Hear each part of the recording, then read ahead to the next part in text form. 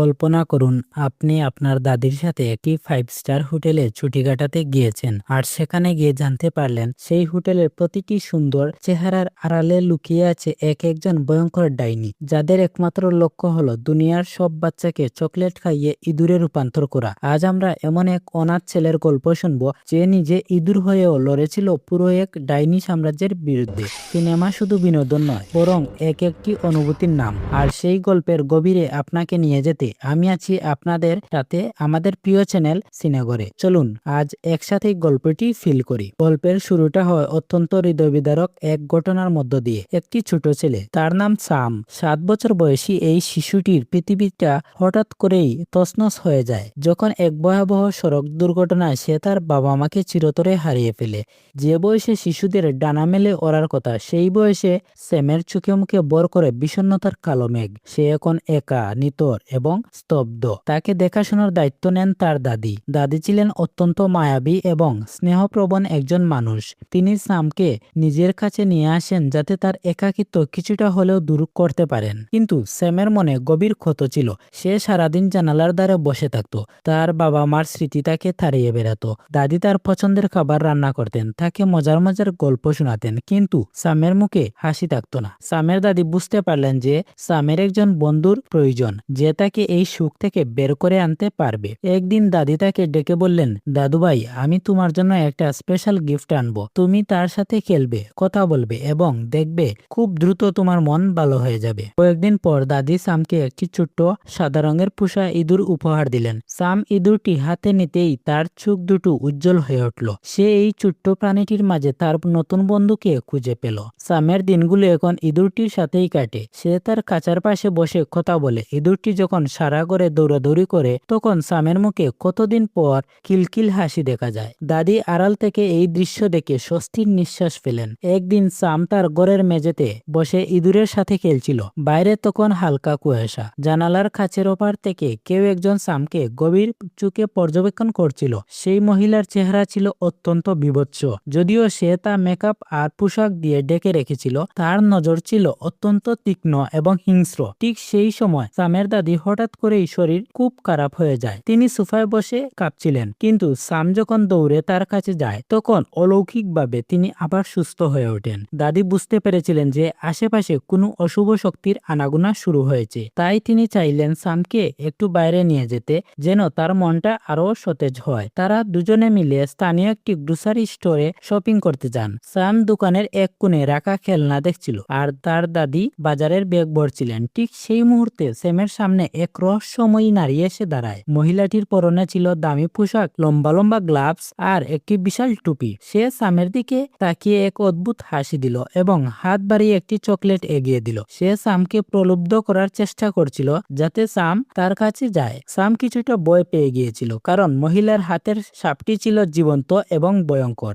মহিলাটি সামকে সম্মোহন করার চেষ্টা করছিল, কিন্তু ঠিক তখনই দাদি সামকে পেছন থেকে ডাক দেন। দাদির গলার স্বর শোনা মাত্রই সেই মহিলাটি দুয়ার মধ্যে বীরের মধ্যে অদৃশ্য হয়ে যায়। বাড়ি ফেরার পথে সাম খুব আতঙ্কিত ছিল। সে দাদিকে সব খুলে বলে। সে বলে, দাদি, ওই মহিলাটি আমাকে কেমন যেন অদ্ভুতভাবে ডাকছিল। তার চোখগুলো সাধারণ মানুষের মতো ছিল না। দাদি সামের কথা শুনে গম্ভীর হয়ে যান। তিনি সামকে পাশে বসিয়ে বলেন, শুনো দাদু ভাই, পৃথিবীতে এমন কিছু মানুষ আছে যারা আসলে মানুষ নয়, তারা হলো ডাইনি। এরা ছোট বাচ্চাদের একদম সহ্য করতে পারে না। তারা বাচ্চাদের ঘৃণা করে এবং তাদের ক্ষতি করার চেষ্টা করে। দাদি তার নিজের শৈশবের এক ভয়ঙ্কর স্মৃতি সামকে শোনান। তিনি বলেন, যখন আমার বয়স 10 বছর ছিল, আমার প্রিয় বান্ধবী একদিন আমার চোখের সামনে থেকে উধাও হয়ে গিয়েছিল।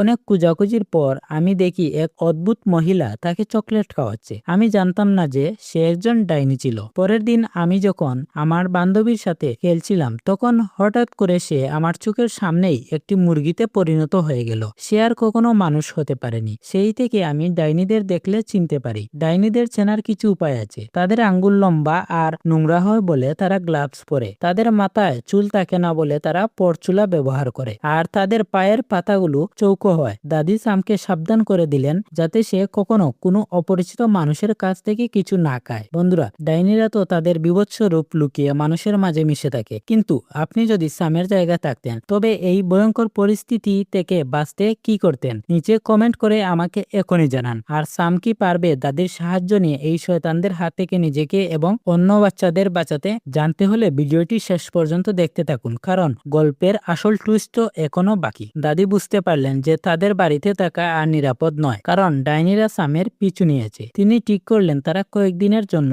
সমুদ্রের ধারে একটি নামি 5 স্টার হোটেলে গিয়ে থাকবেন। দাদির একজন পুরনো বন্ধু সেই হোটেলের হেড শেফ ছিলেন, আর হোটেলের ম্যানেজারের সাথেও তার ভালো সখ্যতা ছিল। তারা সেই হোটেলের একটি সুন্দর রুমে গিয়ে উঠলেন। সাম ভেবেছিল এখানে সে নিরাপদে থাকবে, কিন্তু বিধাতা হয়তো অন্য কিছু লিখে রেখেছিলেন। হঠাৎ করেই সেই হোটেলে কয়েকশো মহিলার এক বিশাল দল এসে পৌঁছায়। সবাই খুব ফ্যাশনেবল পোশাক পরা ছিল, কিন্তু স্যাম যখন দূর থেকে তাদের পর্যবেক্ষণ করছিল সে লক্ষ্য করলো তাদের সবার হাতে গ্লাভস এবং তারা খুব সাবধানে চলাফেরা করছে। আসলে এটি ছিল ডাইনিদের বার্ষিক সম্মেলন। সেই সম্মেলনের নেতৃত্ব ছিল সারা বিশ্বের সবচেয়ে ক্ষমতাধর এবং ভয়ঙ্কর ডাইনি দ্য গ্র্যান্ড হাই উইচ। তারা হোটেলের একটি বিশাল হল রুম ভাড়া করে এবং সেখানে কোনো বাচ্চা বা সাধারণ মানুষের প্রবেশ নিষিদ্ধ করে দেওয়া হয়। সাম কৌতূহল বশত তার ইঁদুরটিকে নিয়ে সেই হল রুমের ভেন্টিলেশন পাইপ দিয়ে ভেতরে উকি দেয়। সে দেখে ডাইনিরা একে একে তাদের পরচুলা খুলছে, সবার মাথা নেড়া এবং গাযুক্ত বিভৎস চেহারা। গ্র্যান্ড হাই উইচ স্টেজে দাঁড়িয়ে তার ভয়ঙ্কর পরিকল্পনা ঘোষণা করে। সে একটি জাদুকরী লিকুইড দেখায়। সে বলে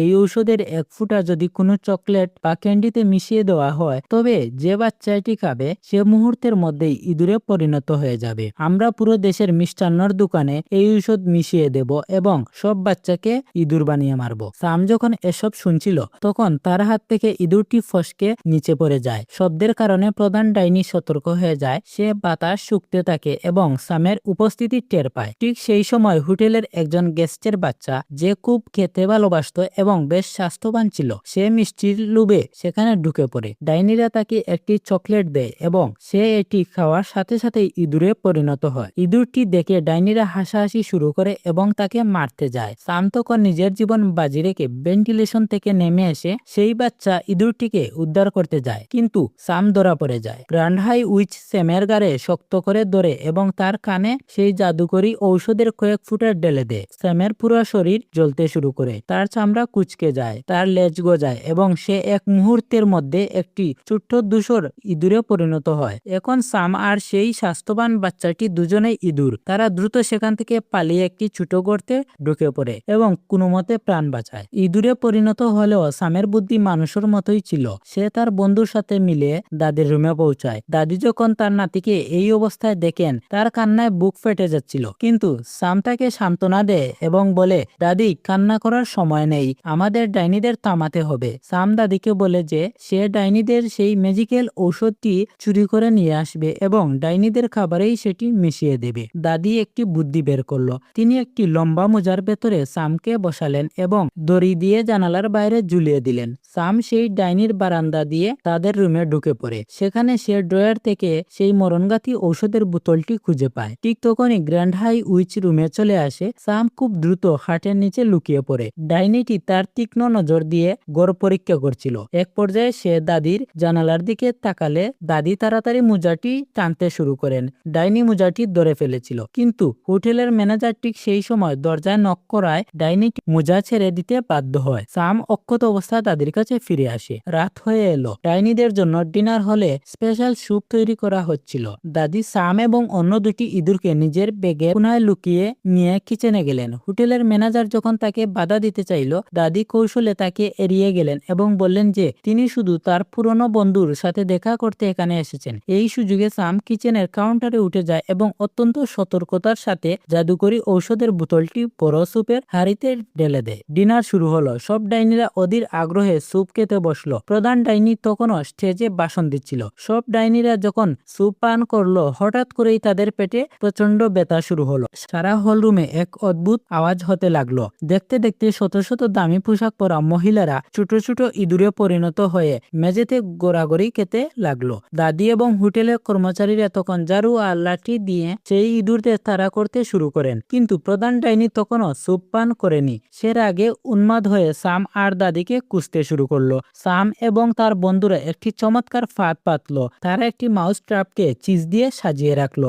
প্রধান ডাইনি যখন সেটির উপর হাত দিতে গেল, তার আঙ্গুল ট্র্যাপে আটকে গেল। ব্যথায় সে যখন চিৎকার করে মুখ খুলল, সাম অপর থেকে সেই জাদুকরী ঔষধের শেষ ফুটাগুলো তার মুখে ফেলে দিল। মুহূর্তের মধ্যে মধ্যেই সে ভয়ঙ্কর ডাইনিটিও একটি বিশাল ইঁদুরে পরিণত হলো। দাদি তাকে একটি গ্লাসে বন্দি করলেন এবং তার সামনে একটি বিড়াল ছেড়ে দিলেন। এভাবেই পৃথিবীর সব ডাইনিদের বিনাশ হলো। পরদিন সকালে হোটেলের সবাই অবাক হয়ে দেখলো যে সেখানে শত শত ইঁদুর পড়ে আছে। স্যাম, সেই স্বাস্থ্যবান বাচ্চাটি এবং স্যামের পোষা ইঁদুরটি, তারা তিনজনেই এখন ইঁদুরের শরীরে।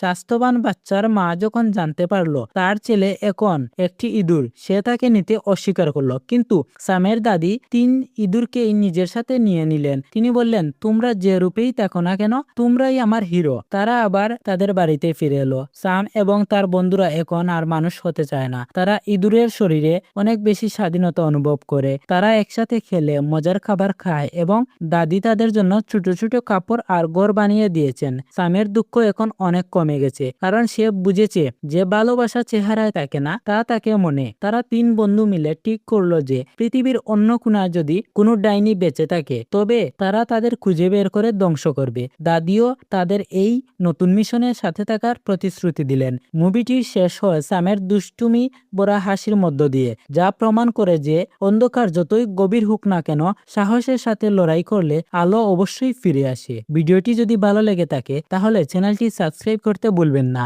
ধন্যবাদ।